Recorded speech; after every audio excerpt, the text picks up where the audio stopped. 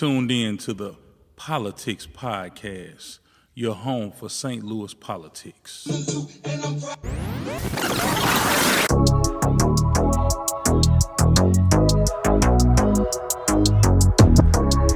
What's up, St. Louis? We are back. We're on our third episode, y'all. Welcome back to the Politics Podcast, your home for St. Louis politics. And I appreciate everybody that has been tuning in the first 2 weeks, now the third week. It's all about consistency. And today we got a very special guest today. A very, very special guest. I'll get right into that in a little bit. But I want to remind you all that if you want to catch up on all of the latest episodes of the Politics Podcast, you can check us out on Apple Podcasts, Podbean. You can check us out on Twitter, Pandora, Amazon Music, and also Spotify. So we out here, y'all. You know what I'm saying? And, the whole goal of the Politics Podcast is to merge cultures together. And, one thing I wanted to highlight not only elected officials in the community that are doing things that don't necessarily get their shine all the time, but I also wanted to highlight folks that are in the community doing great things that don't necessarily get highlighted, but they're doing some phenomenal things. And so this platform was created for that specifically. And I'm very excited that I was afforded the opportunity to start this. It was something that I've just been thinking about all the time. But I said, I'm just going to do it. And here we are. I'm doing it. But yeah, back to our special guest for today, y'all. We have someone who is not your traditional type of cat, Am I going down the right path? No, keep going, man. Keep going, bro. Keep going. So I met this brother in 1998. I was in high school. I was a junior in high school, and good friend of mine went to school at Lincoln University, pledged a fraternity. And that's all he kind of talked about, and so that's all I heard about. I was very curious about this fraternity and Lincoln University. And so a good friend of mine, Pastor Derek Perkins, DP, he took me up to Jeff City one weekend. It was Alpha Week. And, we drove down Highway 70 and we pulled up on the Lincoln University's campus, drove around a little bit, and then we pulled up to this apartment complex. It was nighttime. So I want to say it was probably 8 o'clock. And we were supposed to go to a party. I remember like it was yesterday. It was snowing. But we pull up to this apartment complex, man, and, I see all these cars outside, and, we walk up the steps. And we walk into apartment A, the first apartment to the right, 808 East Elm Street. Ooh. Baby chocolate is what they call it. Yes. We knock on the door, and I'm greeted by this tall, dark brother that looked like he from Egypt. And I'm like, man, who is this dude? Had a nice little swagger. I walked into the apartment. I'm like, man, this is a nice apartment. Now, mind you, this is public housing. Yeah. But, I walk into this apartment. I see all this Egyptian stuff and all this alpha stuff all over. And I'm like, man, this is pretty cool. And then I see all these brothers in here talking, having a good time, getting excited about the party. And I get introduced to this brother named Ronald Jones. Man. Talk. And he was so cool, Ron treated me as if he already knew me, and so at the time, like I said, we was up there kicking. It was Alpha Week, went to the party, had a good time, came back. in college, man, the night ain't over when the party over. No. So everybody made their way to where they was going, and I'm looking like, man, I'm in high school. I ain't got nowhere to go. And Ronn was like, oh, man, you can stay in my place. Yes, I was like, dang, I could just stay in your whole apartment? He was like, yeah, you can stay here. Threw me the keys. I even think he had something to drink in the refrigerator.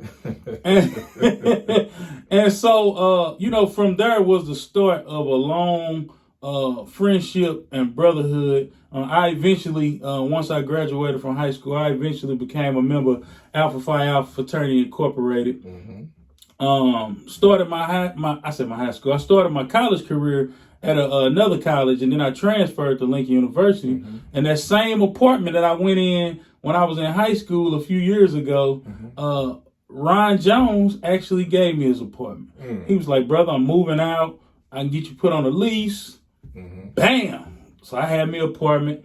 And, me and Ronn been rocking ever since, man. Ronn is one of them brothers who's knowledgeable about a lot of things. He's very loyal. If Ronn is down with you, he gonna be down for you. And that's one thing I've taken a liking to. And me and Ronn have a lot of things in common. We think alike about a lot of things, but we think different on a lot of things as well. And this brother has accomplished a lot. And I've really been kind of encouraging him to kind of get out of his shell, because it's hard for some people to talk about themselves and their accomplishments. But Ronn has really broken out of their shell. He's found his purpose in life. He's lived life and he's lived it hard, but now he's actually found purpose in life. And so this brother is going to talk to us today about that purpose, what he has discovered, where he's going in life. And so, I want everybody out there to give a warm round of applause wherever you at, and welcome my brother, my friend, Ronald Jones. We call him the Hip Hop Gardner. We gonna get into how he got that name, and he's a business owner, and just a positive male in our community. So brother Ronald Jones, man, welcome to the show, man. Oh man, brother, thank you, man. I humbly appreciate that intro, man. I was trying my best to keep him smiling, man, but a lot of this stuff, brother, I had forgot about, man. But I was just trying to be a good brother, man. And you came to town, and DP co-signed you and said that you was a good guy. And so, when Brother Derek Perkins said you was a good guy, man, I just opened my house up to you, man. And he wasn't lying, man. Over the years, I got to know you to be not only a good guy, but a good steward for the community. You're a great father, man. You're a great husband, man. So, I look at myself like I got lucky, man, to really have a good friend like you, brother. Oh, man, that's very humbling, man. I appreciate that, Ronn, man. No doubt. So Ronn, man, kind of tell our listening audience, man, about Ronn, man. If you could sum up Ronald Jones in 2 minutes. Oh, my God. That's a task right there, man. But if you could sum up Ronald Jones, man, talk about where you were and where you are now, Brother Jones. Okay, well, I was born in South City, really, man, but my mom, she moved us to Walnut Park in North City when I was like about 5.5 years old. And, went to Walnut Park Elementary, and I'm the youngest. Well, I have 3 older siblings, and then I have a younger sister, so she's younger than me, named Tish. And Moses, Stephanie, Tracy, me, and Tish. We stayed in Walnut Park, man, until I was like about 12, and then we moved down to Hyde Park. So moved further, a little bit further downtown, man, and just growing up in North City, man, you see a lot, but the thing about it is, I was a part of DSEC program, like a lot of, inner city black students. So I went to the Parker North School District. I never knew I was poor until I went to the 6th grade. Wow. Yeah, I never knew I was poor, man. So, came from humble beginnings, man, single parent household, man, and just went through a lot, found my way going to college. Went to Lincoln University, and of course, brother, that's where I met you at. And then, I didn't finish at Lincoln University, man. Did some years at Lincoln University, kind of got off track, came back to St. Louis, got married, had children. Mm-hmm. And then, later on in life, man, found myself back in school. Mm-hmm. And I just recently, man, graduated from UMSL, man, in December 2020, man. That's dope, man. So to all your listeners out there, man, it's not really how you start the race. It's all about how you finish, man. How you finish, man. So, yeah. Man, that's what's up, man. And, those are the type of stories, man, that need to be told. Mm-hmm. We hear a lot of negative things in our community, but we don't hear the positives that come out of a lot of these negatives, man. Right. And I'm really proud of you, brother, for staying the course, being resilient, beating the odds. Okay. You know what I'm saying? And really, being an example for your sons, man. That's an important thing, man. When we have sons, man, it's one thing when you have sons, man, like it's almost like, man, we have to walk a line of perfection, man, so they can see they first hero, man, right. Doing things the right way, and I think you've done a very good job at teaching them lessons throughout your life lessons, man. Right. And so, we're going to kind of get into the conversation that I want to introduce to my listening audience, man. Okay. It's very unusual. It's very rare to find a black man who is not only interested in a certain thing, but a master at that craft. And I can call you a master at this craft called gardening, man, because from my understanding, man, you are recognized as a master gardener. Am I right? That's true. That's true. So how did you become a master gardener? Well, the Botanical Garden of St. Louis, if anybody has been to South City in the Tower Grove area, there's a botanical garden there. And it's one of the best botanical gardens in the United States. They've been doing this master program for a minute now. I think they started doing it in the 80s. And I have been trying to get into this master gardener program for like the last 3 years. Wow. And they open up around late November, but in 3 days, the class closes because it fills up that quick. And I just, this last attempt, man, I just really got into the Master Gardener program. And for any listener out there that wants to be a Master Gardener, the St. Louis Botanical Garden has a great program. It opens up in November, but I want you to jump on it as soon as you can. And the program, it goes for a whole year. And you learn about native plants, trees. You learn so much. And you learn all the Latin names of all the plants. Oh, okay. Because the Latin names are universal across the world. A lot of, what we might call a plant in St. Louis, they might call it something different in Kansas City. But the Latin names are universal across the world. So you'll learn all the Latin names. And it's not an easy program, but it's very rewarding at the end.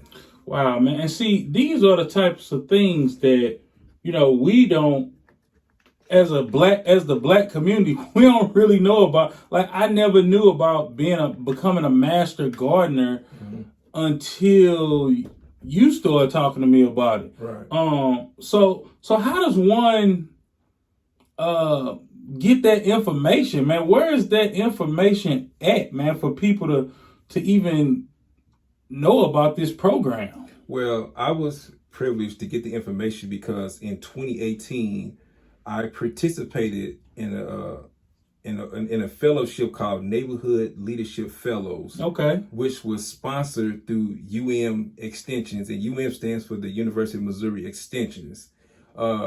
Once I was on that email list from the University of Missouri Extensions, it's a lot of things that's funneled through that pipeline, and I I heard about that the Master Gardener program through an email list, and so I started inquiring about it. Mm-hmm.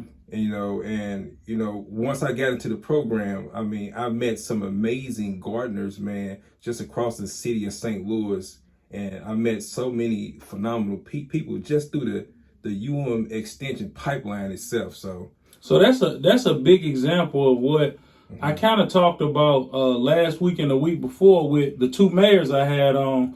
The power of networking. Yes. The power of stepping out of your element and meeting new people and doing new things and building relationships, man. Right. Because without you having a network outside of the norm, you were privy to information that you probably wouldn't be privy to if you stayed stuck in a box of people that you just always around. Exactly. You know what I'm saying? Exactly. And so I think that's a very good thing that you do, and a very good thing that people do, period, man. You know, you have to network. Like, information don't find you. Right. You got to go seek out the information, and the broader your network is, the more that you're exposed to. That's true. Know? And that's a good thing, man. So when did you? Let me ask you this, man. So when did you really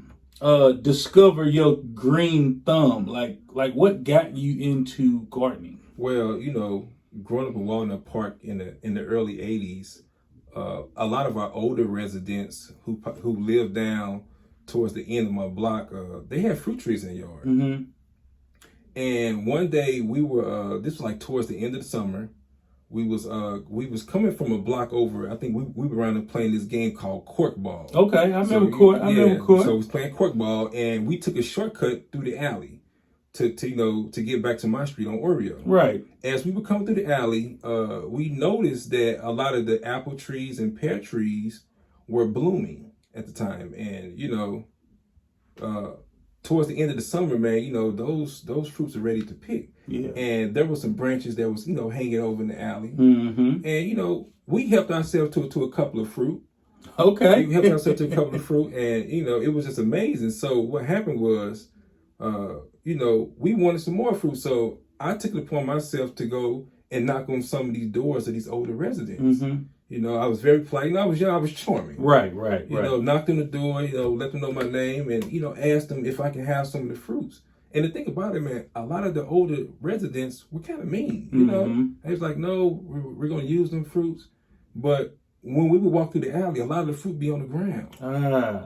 And so, I just said to myself, I was about 10 years old, man. I said to myself, you know what?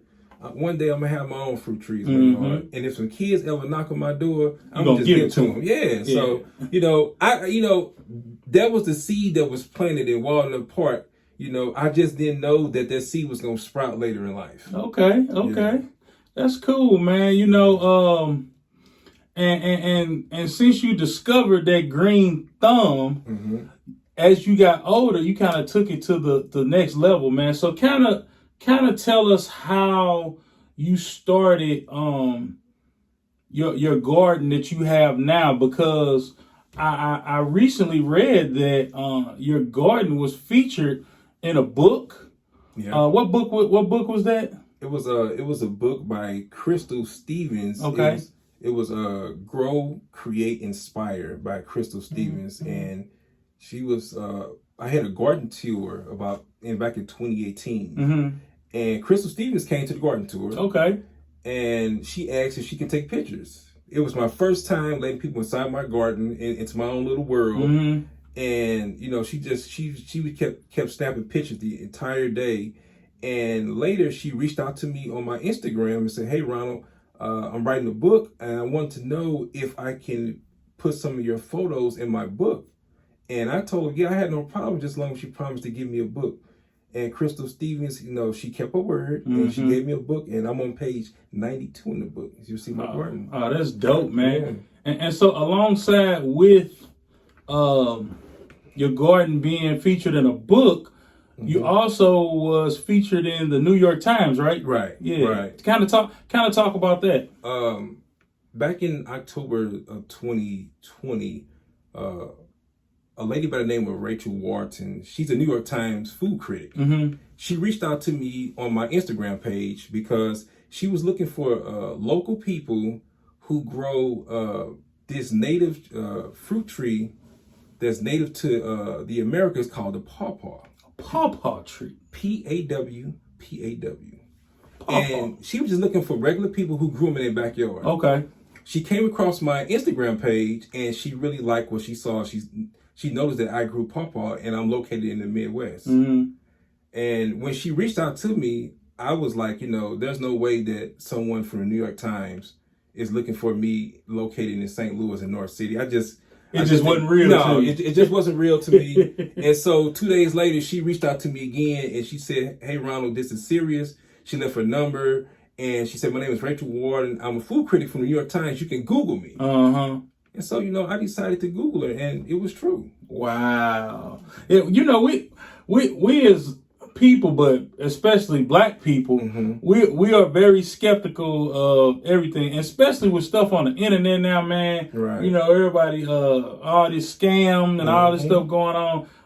But it's power in the internet too, because the internet affords us the opportunity to put something out to the world like that, and somebody all the way over there can contact you that has a huge following to share what you're doing here in St. Louis to the world, man. That's had you not answered that message, who knows? Right. And so you were featured in a book. You were quoted in the New York Times. Right.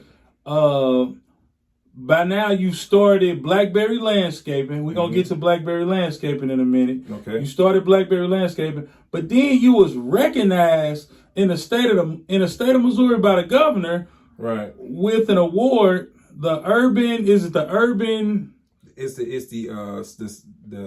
City of St. Louis Urban Gardening Award. Urban Gardening Award. Yeah. So kind of talk about that and how that came about. So what happened was, like I told you, I had a garden tour back in 2018, and a lot of people, I think that entire day, maybe about 100 people came in and out the garden. Someone on that garden tour nominated my yard. Oh, wow. To this day, I have no idea of who it was. I have no idea who it was. They nominated my garden for the City of St. Louis Urban Garden of the Year. And what happened was, this was back in 2020. So I was supposed to get an award at the Missouri State Fair last year in August of 2020. Okay. But the pandemic hit, and so they postponed it until this year. So I'll be getting an award at the Missouri State Fair this year. Oh, big ups, man. Yeah. Big ups, man. No right on, man. No and so those types of recognitions, man, opens up other doors for you and what it is that you're doing. And so you started Blackberry Landscaping. And from my understanding, Blackberry Landscaping isn't your typical landscaping company. There's a educational component to Blackberry Landscaping. And I'm thinking one of your main focuses of Blackberry Landscaping is the educational component. Right. And I know, we gave you an opportunity here at Beyond Housing to teach children about gardening, and they built a butterfly garden out front, beautiful butterfly garden out front, and then they also built a herb garden in the back. And then they also grew like some tomatoes or something like that. Kind of talk about that experience. Working with those children. Well, fortunately, man, I'm grateful to have great friends like yourself, Terry, and it's called the HIP program, right? Yes. Okay. The Healthy Internship Program. Healthy Internship Program. So a few years ago, Beyond Housing, Terry reached out to me and said, "Hey, we need an activity for the kids, and can you teach them gardening?" I said, "You know what? I can do something better. I can teach them how to build a pollinator garden." And for all the listeners that don't know, a pollinator garden is a garden that attracts bees, butterflies, and hummingbirds. Okay, so we did that garden up front, and then in the back by the playground, we created a vegetable and herb garden for the students. So basically, I gave them the basic know-how of how to set a garden up, make sure that the soil is right, because you can't have healthy plants without healthy soil. So I gave them how to propagate the soil and make the soil healthy, how to properly plant a plant, and also how to put a ground cover over, which what we call mulch. So the soil is what helps the plants grow, right? That was, the kids really enjoyed you, man, because you came from a different avenue. Like, and that's one thing I like about you, brother. Mm-hmm. Like when you're teaching these kids, you relatable. Right. You know what I'm saying? You make it cool. Mm-hmm. Like, when the kids first heard that they was gonna be doing gardening, they was like, Right. But then it's like when Ronn showed up, it's like you just give so much flavor, brother, to what it is that you're doing, man. You make it cool. So your whole persona on social media is the Hip Hop Gardner. Right. And so now, was that your angle? Was your angle to make gardening cool and look cool? Well, yeah, because one of my first passions growing up, was DJing. Okay. So I've always been a huge hip hop head, man. I've always liked all the old school music. So I said, you know what? Why don't I just combine the two? Mm-hmm. When I'm gardening, I like to play hip hop music when I'm gardening. And so that was my connection with the students. If I want to get young people in tune with gardening, then guess what? Let's just kind of play the music that they like to hear while we're gardening. Yeah. And it just makes it, music always makes things better, man. So it's been working for me, man. The kids enjoy it. I show the kids what to do the first time. Right. And then I just let them do it. Wow. And we're out there playing music. We having a good time. And before you look up, man, we'd have been out there for about 3 hours. Man, so how important is it for organizations and youth programs and schools to expose their kids to gardening, man? You know what? Maslow's hierarchy needs. Mm-hmm. So everybody needs to understand food, water, and shelter. Right. Those are the basic needs that everybody needs to understand. And my grandmother's generation, they all knew how to garden. So when I saw growing up, I saw old people gardening. I was like, man, I thought that's where fruits and vegetables came from, out the backyard. Right. So, so now this generation, that's kind of like a lost art. Yeah. A lot of things that we eat in grocery stores that we pay a lot of money for, man, we can grow that stuff in our backyard. Tomatoes and cabbage and, fruits and different fruits and vegetables. We can grow all that stuff in our backyard, man. So right. It's important. I think it's important for the school system to adopt it because, believe it or not, man, gardening is very therapeutic. Mm-hmm. It keeps you calm and things like that. And a lot of our students, man, suffer from ADD and all that kind of stuff, man. They need to get out the classroom and get outside in the sun, man, and with the breeze blowing on you, man, and and garden, man. That'll take a lot of stress off teachers. Get in tune with the earth. You're right, man. They say when you take your shoes off, man, it's called earthing. It's called earthing. Yeah, earthing, man. Calm you down, man. Keep you calm, man. Man, hey, we're gonna take a quick break, man. Okay. But if you just tuning in to the Poloutics podcast, we meet with a special guest, brother Ronald Jones, the owner of Blackberry Landscaping, aka the Hip Hop Gardner. We'll be back shortly.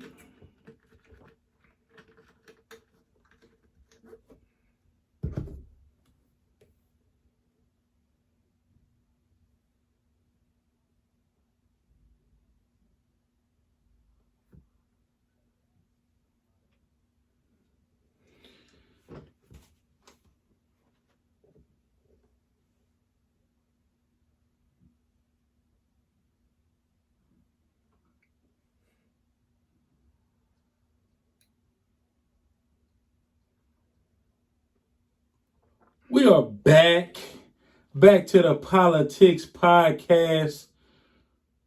We got my boy Ronald Jones in here, y'all. Yes, sir. He dropping some jewels about the pawpaw tree. Oh, yes, sir. You know, soil, tomatoes, you know, basil, you know. He hooking us up. Right. You know. Right. Shout out to Blackberry Landscaping. And if you're looking for if you're looking to support Blackberry Landscaping, my boy has some cold t-shirts that you can find on his Instagram page and on his Facebook page. Right. One thing I really like about Brother Ronn, man, he real good at marketing. You know what I'm saying? Ronn can sell water to a well. You know? Talk that. Ronn can sell water to a well, man. So we're back. Thank y'all for tuning in to the Poloutics podcast. We speaking to Brother Ronald Jones. And you know, we discuss Ron's passion for gardening and how he turned that passion into an actual business, and not just a business, but a recognized business. You know, Ron's garden has been recognized in the New York Times, in the state of Missouri, all over social media. And brother, I'm very proud of what you've been able to accomplish, man. So let me ask you this, man. If you was to come across, you know, somebody that say they want to get into gardening, man, what would be your advice? What would be your advice to them that want to get into gardening? Well, normally, you know, if you're a homeowner, you know, because sometimes when you stay in apartments, it's kind of hard to kind of, you know, structurally change things in the yard because you got to get the landlord's permission. But if you're a homeowner, I would tell everybody to start with 2 garden boxes back in the corner of your yard. They get some adequate sunlight. You know, the garden box, normally when I build the garden box, they're 6 feet long, 3 feet wide, 2 feet high. Okay. Looks like a nice rectangle. Yeah. Okay. And so, and people say, well, what do I grow? I say, well, you grow what you like to eat. You know, a lot of people I know like cauliflower. Yeah. Okay, so cauliflower is what they call a cool weather crop. Cool weather crop. So you can grow it in the spring, or you can grow it late fall. Okay. You know? And you make sure that, you know, you can go to the Home Depot and Lowe's and get the little packets of seeds. The seeds about $1.98. $1.98. You put the seeds in the soil, some good soil, and you water it. That's all you do. And the cauliflower grows. And you know, the good thing about learning how to garden, man, is it's beyond just flowers. Man, you can produce food, man, that you can actually eat. But not only eat, you could turn that into a business opportunity. You can monetize having a garden by selling the things out of your garden, man. There you go. Name some of the things that you have grown, you know, in your garden, man, in the past and currently. Oh, man. I've grown cucumbers. One year I grew so many cucumbers, man. I had to just take them to work, man, just hand them out. Just give them away. And people was loving them, man. Currently right now, I have a peach tree, 2 pawpaw trees, 2 cherry trees, a mulberry tree, a raspberry bush, a blackberry bush, and 3 types of grapevines and 3 fig trees. Wow. And then, one year, didn't you grow some watermelon or something? Yes. One year I grew watermelon and family came over and took them all. Wow. It was good, though, man. It was good. Man, I got to get back over to your garden, man. Of course, man. You know, I was over there a few years ago before COVID hit, man. Right. And you know, I got to get back in there, man, because, I mean, hey, when y'all go to this place, man, it's amazing, man. Yeah. It's right there in the hood, too, y'all. Oh, yeah. Like, he ain't out in no, he ain't got no farm or nothing like that. No. He right in the hood, y'all. Oh, and one thing that blew my mind away was when your garden was on that tour that year. Right. What kind of talk about that tour, man, that people might not know about. So there's a tour that some residents in South City host. It's called the Sustainable Garden Tour. Okay. And in 2017, I had went on the tour just to kind of see what everybody else was doing. Yeah. And I was like, you know what? I can do this. So that following year, 2018, I decided to be one of the hosts on the tour. Okay. And we were one of the only few gardens that was on the north side of St. Louis. Mm-hmm. So honestly, man, I didn't really think people was going to come tour my garden. Yeah. And that morning I was nervous. And I got up, me and my sons got up, and we had went to Einstein Bagel. Mm-hmm. And, you know, I kind of prayed about it a little bit. And when I pulled back up at home, because the tour started like at 9 o'clock in the morning. Right.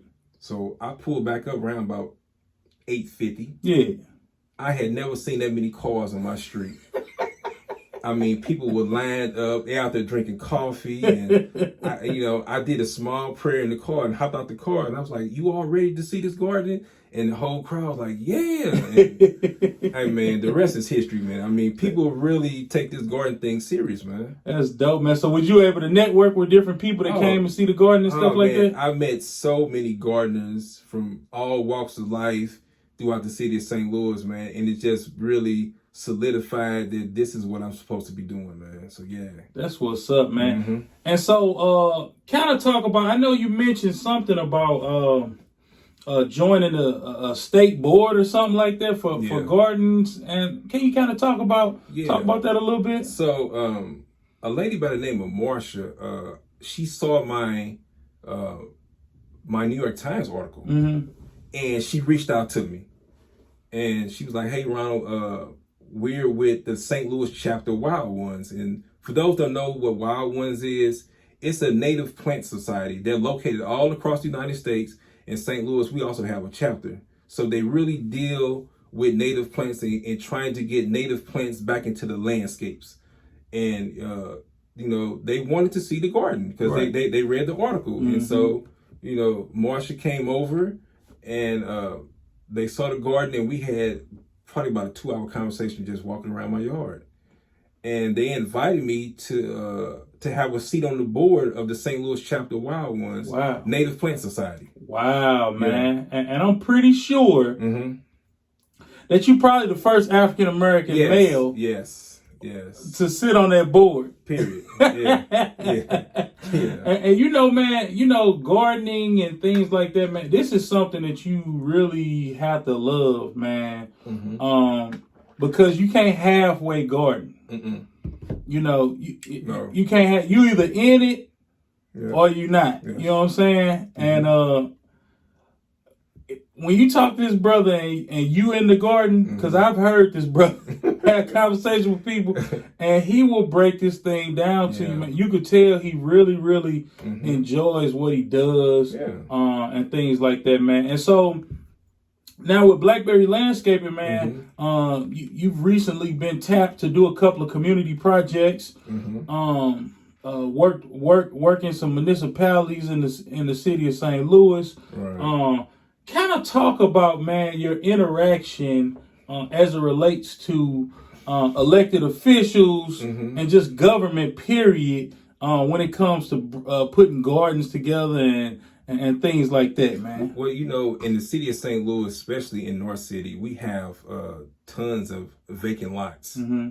And so right now, working with the St. Louis Vacancy Collaborative, people are trying to come up with innovative ways to transform these vacant lots into really beautiful spaces. Mm. So right now, we're working in North City over in the College Hill area. There's a place, if anyone has ever seen the White Water Tower, it's a big white water tower on Grand going towards Highway 70. Yeah. There's as soon as you make that turn around the water tower, right over to the right, there's an area called Peace Park. Okay. So right now, we're trying to transform Peace Park into a recognized city park in the city of St. Louis. So they're really transforming that area, right? They're really transforming that area. And they're going to bring in a lot of native plants. Right now, they have a bunch of fruit trees in the area. So for any resident that's visiting Peace Park, if you stroll by there late in July, in September and August, you can definitely go over there and pick fruits off the trees. Wow. Just they're open for residents. Just open for residents. Yep. Wow, that's amazing, man. So kind of talk about, Ron, You grew up in North St. Louis. Mm-hmm. Went to Lincoln University, not really knowing what it is that you want to do. Mm-hmm. You took a liking to film. Mm-hmm. I believe you did a stint in Philadelphia for a little bit at the Art Institute, right? Yeah. Came back, Mm-hmm. took some more classes, worked a little bit, moved to St. Louis, got married, started a family, worked little odd jobs here and there. Mm-hmm. Tell us, man, when did you finally say, you know what, this is what I want to do in life? And I kind of found my purpose, man. When was that awakening? Man, it's probably around after my divorce. You know, I just took a year off from like social media and going out and just trying to really figure out my purpose in life. Right. And my purpose in life was really getting back to gardening. So I really, really just went hard at it this time. But I said, you know what? I really want to put this on a larger scale, but I really didn't know how. Right. And so, like I said, in 2018, I joined the Neighborhood Leadership Fellows. Okay. And after joining the Neighborhood Leadership Fellows, you know, I met other people from different wards across the city of St. Louis that really wanted St. Louis to be a better place. Yeah. And that's when the idea of urban planning and development sparked in my brain. Okay. You know, and I said, well, you know what? I wonder if I could combine the two. And so I just been really working on trying to come up with an idea, because I know a lot of times, you know, developers go into an area that used to be a forest. Right. They knock down all the trees and then they put up these little cookie cutter houses, but there's no gardens in there. Right. You know, and gardens are very therapeutic to communities, man. A garden can bring a community together. Absolutely. Yeah. Absolutely, man. Hey, that's dope, man. You know, I'm really proud of what you've been able to accomplish, man. Yeah. I'm proud. I'm proud that you just ain't gave up. No. You know, because, you know, your story has been told a bunch of times. The beginning part of your story has been told a bunch of times. And ain't end up so well. You know what I'm saying? But you persevered, man. Showed resilience. And, you know, now you are not only a testimony, but, you know, you are influence and motivation for other people, man. You know what I'm saying? Like, and you didn't give up. No. You know, you didn't give up, man. So real quick, man, give me two people, man, that have been influential in your life, man, and kind of talk about how their influence affected, you know, just how you move in life, man. You know? Okay, well, two people, I would say that one of them is definitely my Uncle Gerald. Okay. Uncle Gerald, I had moved into his one of his apartments over in the 4th Ward, Jeff Vanderloo, and I'm proud. And, you know, one of the deals I asked him, you know, I don't mind moving over there, Uncle Gerald, but would you allow me to do a garden in the yard? He's like, yeah, nephew, you know, I own it, you know, you do garden in the yard, I mind that. And he just didn't have no idea I was going to turn all the grass out. Right. You know, and I know sometimes my uncle was like, what are my nephew back there doing? But, you know, if Uncle Gerald, if you ever hear this, I want to tell you, thank you so much, because you allowed me to practice my craft, and I'm doing good with it. So, second, Brother Terry, wasn't you, man? You know, you a young brother, man. You're a lot younger than me, man. But you was always a go getter, and you really opened my mind up to politics and how the game of politics kind of control everything in St. Louis. Absolutely. And you have to have knowledge of politics. So what I want to do with Blackberry Landscaping is I want to, put it like this, I'm definitely going to go to school to get my master's in urban planning and development. But I want to bring a garden and native plant aspect back into development. Okay. You know, so it's just not people just putting up buildings, but we need to incorporate those green spaces. Absolutely.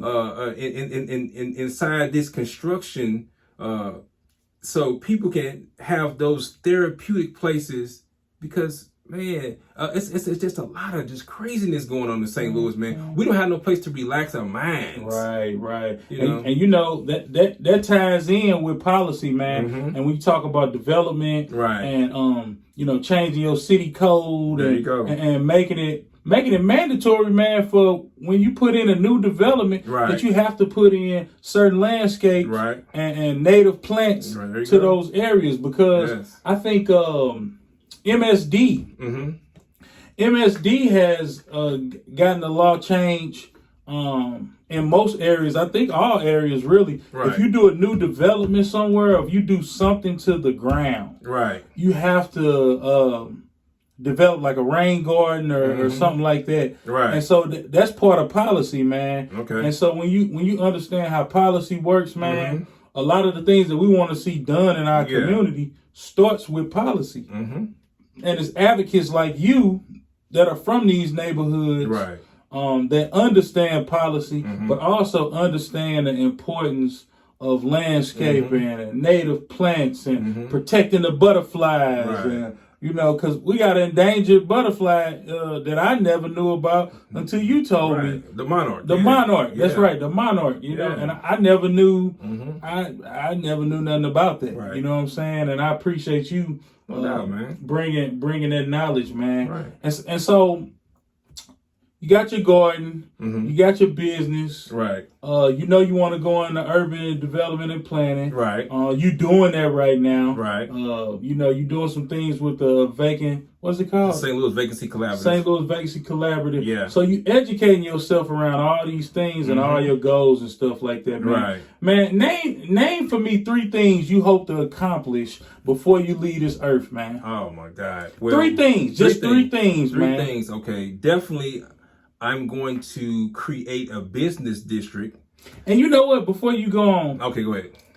I like how you started that off. You didn't say I'm trying or I want to. You said I'm going to. Yes.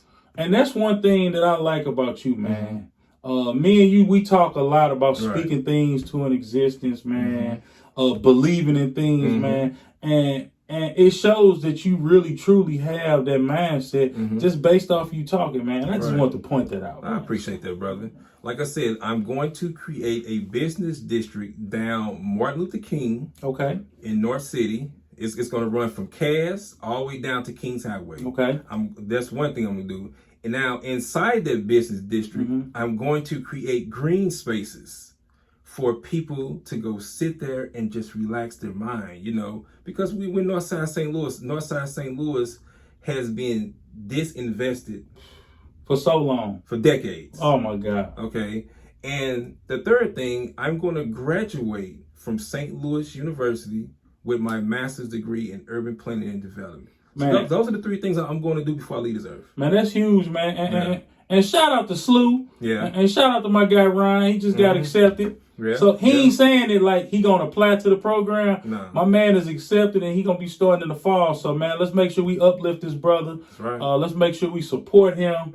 You know, man, I appreciate you coming on the show today, man. Of course, brother. Of course. You brought a lot of knowledge, a lot of energy, man.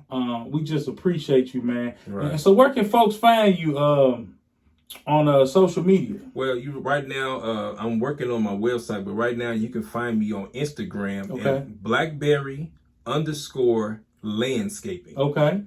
Yeah, Blackberry _landscaping. And if you hit me up, if you DM me, I will definitely hit you back.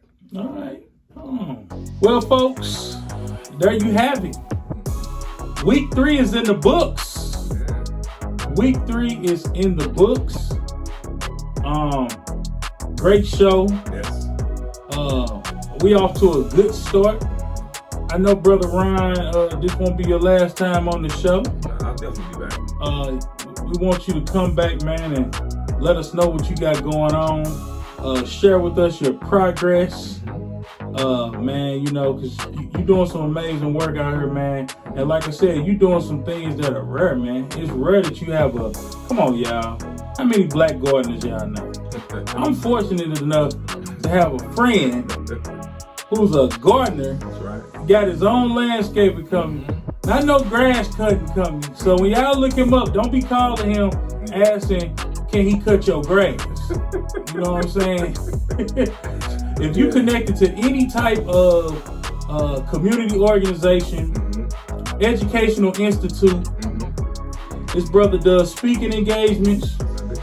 He does consultation for your garden. He can come teach your kids. He can come teach your students about gardening. He can help create community gardens.